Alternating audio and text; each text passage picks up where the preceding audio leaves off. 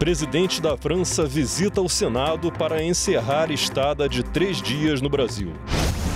Concerto com o maestro João Carlos Martins celebra o bicentenário do Senado. E conferencistas internacionais participam do seminário Democracia e Novas Tecnologias, Desafios da Era Digital. Olá, está começando o Senado Notícias Revista.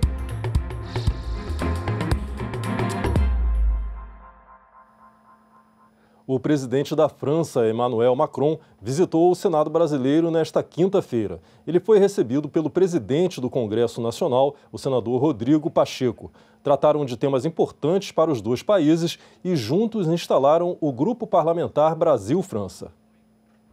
O presidente da França, Emmanuel Macron, chegou pela rampa do Congresso Nacional como era esperado.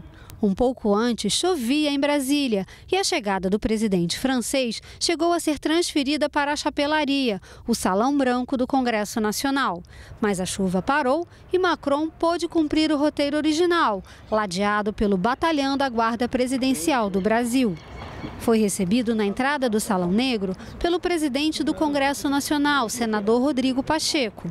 Juntos, eles seguiram para o Salão Nobre do Senado Federal, onde aconteceu a visita oficial do presidente da França. Estavam presentes, além da comitiva francesa, senadores brasileiros e o governador do Amapá, Clécio Luiz, estado que faz fronteira com a Guiana Francesa. Parte da reunião foi aberta e os dois presidentes falaram sobre a importância da visita e os 200 anos do Senado brasileiro. Eu gostaria de enaltecer essa sua presença no Brasil e espero que tenha sido muito produtiva na celebração dos acordos bilaterais e no fortalecimento das relações com o governo brasileiro. Como o senhor recordou muito bem, a democracia brasileira é muito viva e tudo que ela tem demonstrado nos últimos anos tem sido uma inspiração para nós, vendo a capacidade de resistência que vocês têm aqui. E nós estamos perfeitamente conscientes do papel que deputados e senadores eleitos desempenham junto com o Congresso Nacional. No Salão Nobre, foi assinado o livro de visitas oficial ao Senado Federal.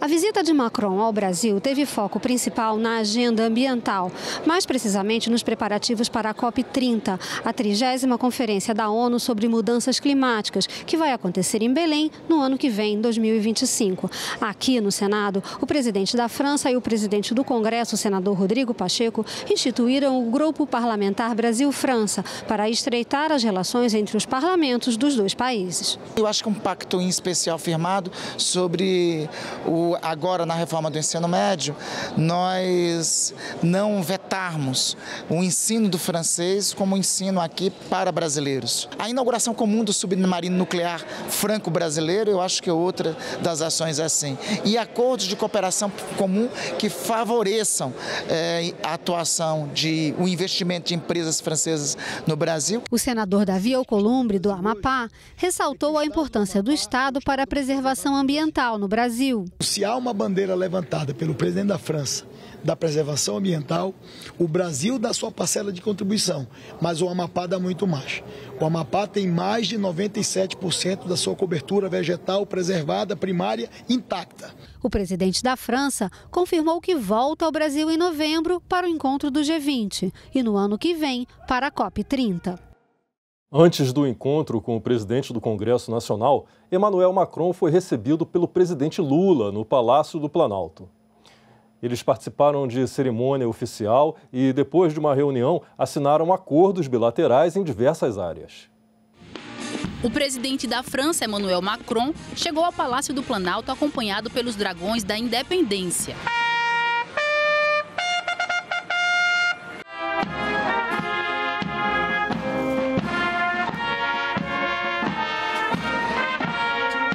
Ele subiu a rampa do palácio e foi recebido pelo presidente Lula. Do parlatório, eles acompanharam o desfile da tropa das Forças Armadas, ao som da banda da Guarda Presidencial. Após a cerimônia de recepção, seguiram para uma reunião bilateral. Ao final da reunião, os dois presidentes assinaram um novo plano de ação da parceria estratégica Brasil-França. Ainda foram anunciados diversos acordos de intenção nas áreas jurídica, meio ambiente e segurança da informação. Ao falar com a imprensa, Lula disse que a França é o terceiro maior investidor no país. Citou que entre as potências mundiais emergentes, o Brasil é a mais próxima da França. Destacou que Macron pôde conferir pessoalmente os esforços do governo brasileiro para a melhoria dos indicadores de qualidade do meio ambiente e compartilhou os temas que, a partir de agora, serão reforçados bilateralmente. Áreas como o financiamento da transição ecológica e energética, bioeconomia, agricultura, administração pública, temas digitais, inteligência artificial e direitos humanos e igualdade de gênero passarão a ocupar a nossa agenda bilateral.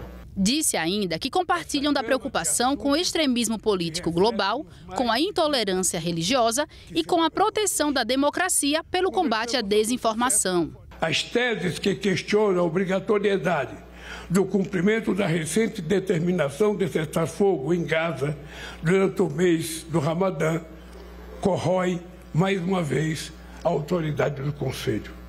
Falar em um mundo baseado em regras que não são multilateralmente recordadas significa retroceder séculos e voltar à lei do mais forte. O Brasil rechaça categoricamente todas as manifestações de antissemitismo e islamofobia. Não podemos permitir que a intolerância religiosa se instale entre nós. Já Macron falou sobre a importância de ter debatido questões políticas e estratégicas no Brasil. Enalteceu a capacidade das instituições democráticas brasileiras de se reerguerem pós-invasão do dia 8 de janeiro, chamando os invasores de inimigos da democracia. Citou as discussões com o governo brasileiro sobre o avanço de um projeto internacional de combate aos extremismos e confirmou que a França vai se unir ao Brasil no combate ao garimpo ilegal e à pesca clandestina, destacando os investimentos para projetos na Amazônia.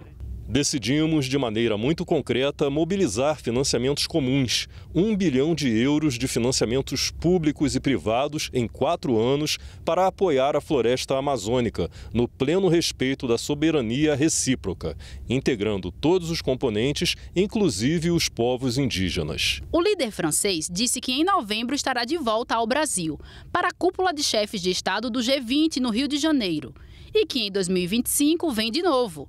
Desta vez, para a Conferência do Clima sobre Mudanças Climáticas, a COP30, no Pará.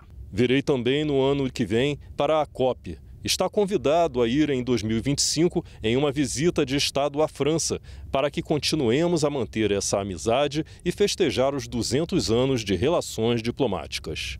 Os dois presidentes estiveram juntos em quase toda a agenda de Macron no país, que incluiu, além da capital federal, os estados do Pará, Rio de Janeiro e São Paulo. E após a passagem aqui pelo Planalto, eles seguiram para um almoço oferecido pelo presidente Lula e pela primeira-dama Janja no Palácio do Itamaraty. A visita ao Senado e antes ao Palácio do Planalto foi um encerramento de uma estada de 3 dias no Brasil para o presidente da França. Além de Brasília, Emmanuel Macron também foi a Belém do Pará, a Itaguaí, no Rio de Janeiro, e a São Paulo.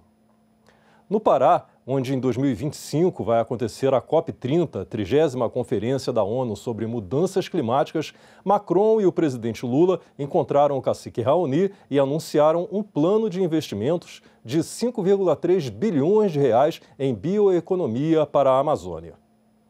No Rio, os dois presidentes lançaram o submarino Toneleiro, terceiro fruto de uma parceria entre os dois países. Em São Paulo, Macron se encontrou com empresários e com a comunidade francesa no estado. O Senado está comemorando 200 anos de fundação. O dia 25 de março marca a outorga da primeira Constituição brasileira, de 1824, que criou a Assembleia Geral Legislativa, formada pelo Senado e pela Câmara dos Deputados. Para celebrar, cerca de 3.000 pessoas compareceram segunda-feira ao concerto em comemoração ao bicentenário do Senado. A apresentação, com a participação do maestro João Carlos Martins, no Centro de Convenções Ulisses Guimarães, em Brasília. Do lado de fora, o movimento era grande e o público aguardava com expectativa a abertura dos portões de acesso à parte interna do Centro de Convenções Ulisses Guimarães. Eu espero me emocionar muito, eu acho que isso vai acontecer. E é isso, assim, hoje eu vim com meu coração aberto para todas as emoções que eu vou sentir. Vai ser lindo, com certeza. Eu acho que a qualidade da orquestra deve ser incrível. Enfim, estou ansiosa. Autoridades do Poder Executivo, Legislativo e representantes de outras instituições também chegavam para prestigiar o evento. Momento de leveza, de confraternização, de celebração e, através da música, nós simbolizarmos em alto estilo esses 200 anos do Senado. Grande importância que o Senado dá para esse fator de unidade nacional que é a cultura brasileira. Será uma amostra da riqueza da música brasileira. Vida longa à democracia, vida longa ao Congresso, vida longa ao Senado da República. Aos poucos, todos foram tomando seus assentos, para juntos celebrarem uma noite de democracia e diversidade.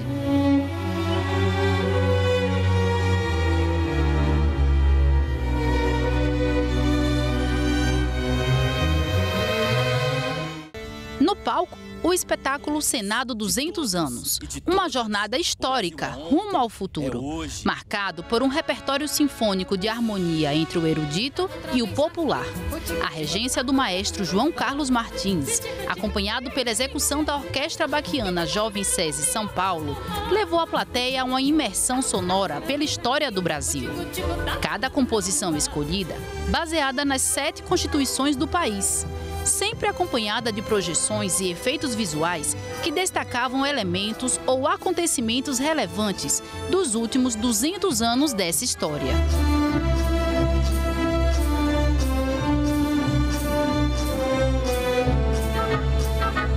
No repertório, obras de Villa-Lobos, Chiquinha Gonzaga, Tom Jobim, Luiz Gonzaga e tantos outros artistas consagrados ao longo do tempo. Uma representação da riqueza musical do país, com composições que marcaram época. O espetáculo também contou com a participação especial dos solistas Juliana Taino, Jean William e Raquel Paulinho. A apresentação faz parte das comemorações dos 200 anos do Senado Federal. Uma oportunidade de, por meio da arte, fortalecer a cidadania e valorizar a democracia no Brasil. Você vê o Senado Nacional convidar esse velho maestro e a estreia de uma orquestra jovem, a Baquiana Jovem SESI SP, com esses cantores maravilhosos e o Edson Beltrame também na regência, eu fico profundamente emocionado. A missão de um artista é procurar que o público saia com uma lágrima nos olhos e um sorriso nos lábios. Os 3.000 ingressos distribuídos de forma gratuita esgotaram. Muitos foram para as mãos de quem assistiu a um concerto pela primeira vez. A emoção de ter vivenciado a experiência e participado da celebração do bicentenário da Casa Legislativa era comum a todos eles. Primeira vez que eu venho no concerto, sim, adorei, apaixonei, acho muito bonito, né? Ele toca bem lá no fundo da alma mesmo, achei muito bonito. Acho que foi um presente que o Senado deu para a sociedade em retribuição aos 200 anos, né? Ele fez aniversário, mas fez aniversário presenteando a sociedade. E ver esse maestro tocando, pelo amor de Deus, tocando e vibrando, né? É uma coisa assim, realmente, eu até nem pensei que eu fosse viver para ver isso, porque realmente foi uma emoção muito grande mesmo.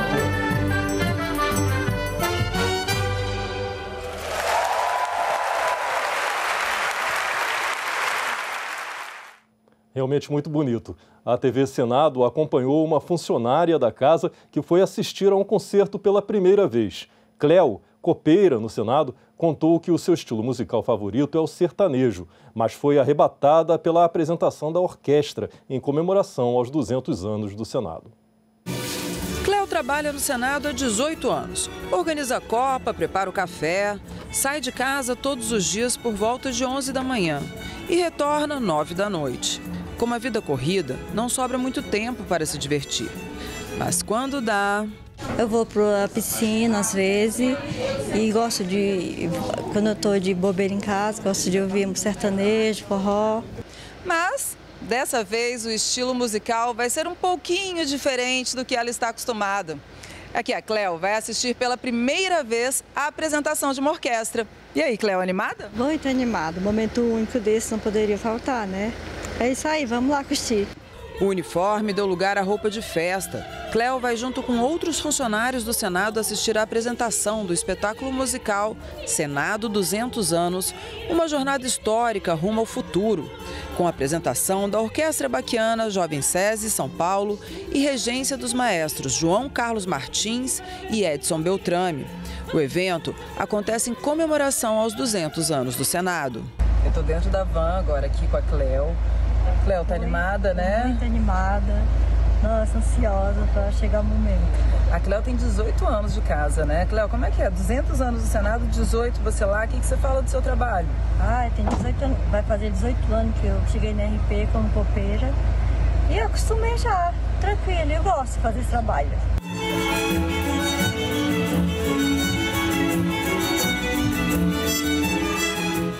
Nós já chegamos aqui no local do evento e no caminho para cá, na van, eu estava conversando com a Cleo e ela estava me falando que já conhecia o maestro que vai reger hoje a orquestra. Cleo, me fala um pouquinho, o que você sabe sobre o maestro? Sobre o maestro, que ele teve um probleminha na mão e aí uma pessoa que gostava muito do trabalho dele fez uma luva para ele voltar a cantar. Aí eu vou mudar o foco hoje, né? Deixar o sertanejo um pouquinho de lado e curtir o maestro hoje.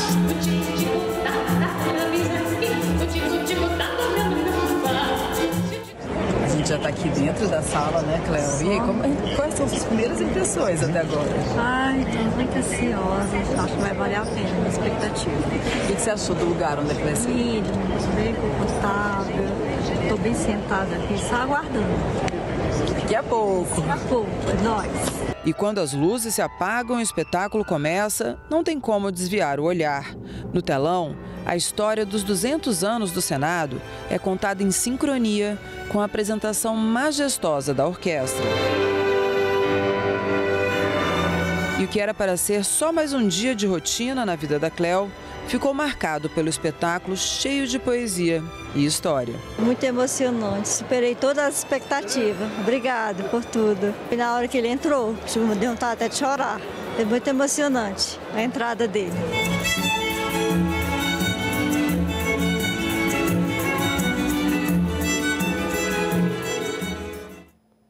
Como parte das comemorações dos 200 anos do Senado, uma sessão especial no plenário reuniu também no dia 25 representantes do Executivo, do Legislativo e do Judiciário. Na abertura da sessão, o hino nacional na voz do tenor Jean William, uma das referências da música erudita no Brasil. Dos filhos deste solo és mãe gentil, pátria amada, Brasil!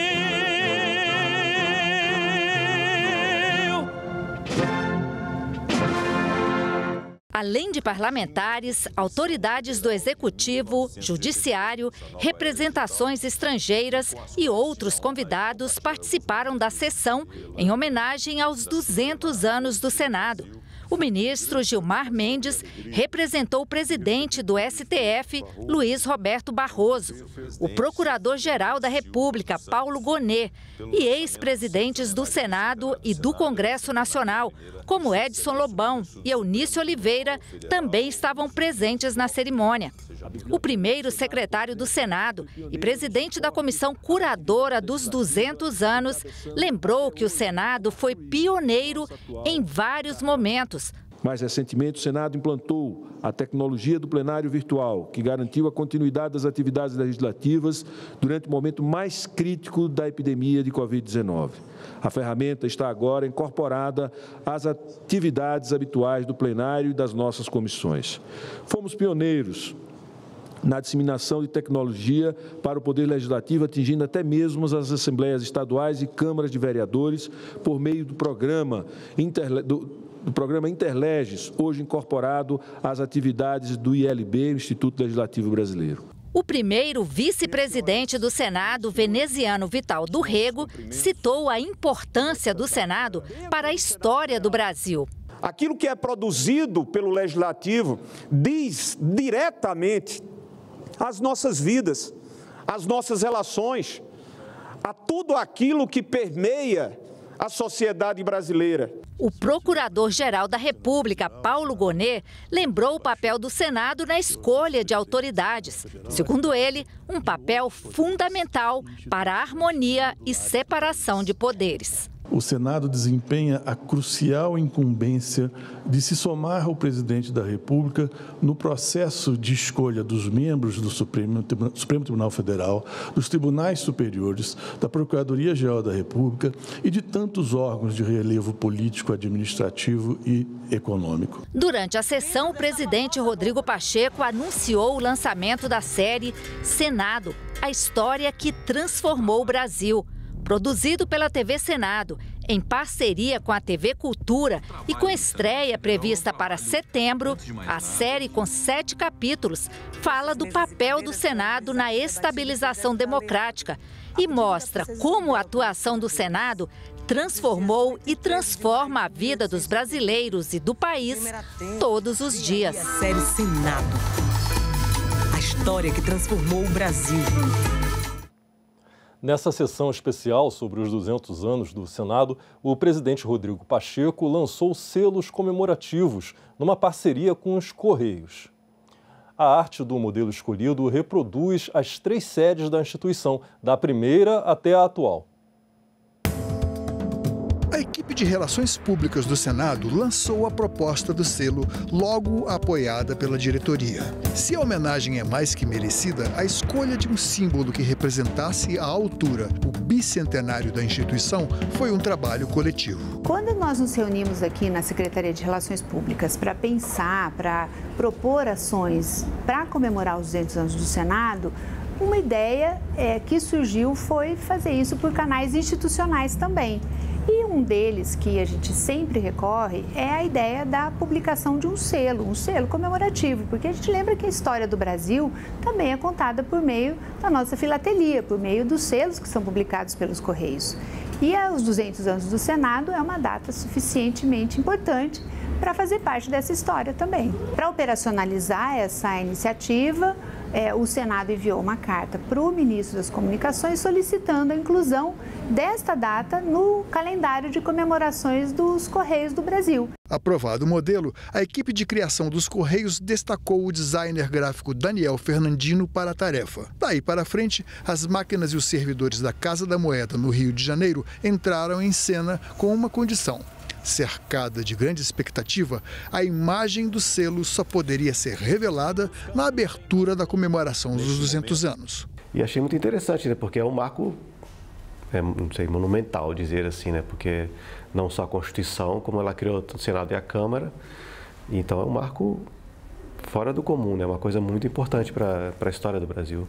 No traço do artista, o desenho reproduz o Palácio Conde dos Arcos, primeira sede no Rio de Janeiro, o Palácio Monroe, ainda no Rio, e a sede atual, obra de Oscar Niemeyer, conhecida em todo o mundo. Às 16h, no plenário do Senado, o presidente Rodrigo Pacheco convidou o presidente dos Correios, Fabiano Silva dos Santos, e juntos procederam à imposição solene do carimbo sobre os selos comemorativos dos 200 anos do Senado e da nossa primeira Constituição. Outro evento que fez parte das comemorações pelos 200 anos do Senado foi o seminário Democracia e Novas Tecnologias, Desafios da Era Digital. Durante 3 dias, com transmissão ao vivo pelo YouTube da TV Senado, especialistas de todo o mundo participaram de conferências e painéis. Na aula magna de abertura, segunda-feira, o sociólogo espanhol Manuel Castells disse que as redes sociais estimulam o conflito e as pessoas ficam viciadas nas polêmicas. Ele defendeu a regulação das redes e da inteligência artificial para evitar riscos à democracia. O filósofo e professor Manuel Castells é uma referência quando se fala em novas tecnologias. Ele foi um dos primeiros a alertar sobre os impactos das novas mídias na sociedade. Um dos principais convidados do seminário, ele fez a palestra inaugural. Manuel Castells defendeu a regulação das redes para garantir a qualidade da informação.